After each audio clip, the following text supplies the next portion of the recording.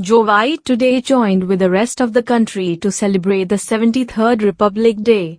The Deputy Chief Minister Prestone Tynsong unfurled the national flag and took the Rashtriya salute to the tune of the National Anthem led by the local band and later addressed the gathering.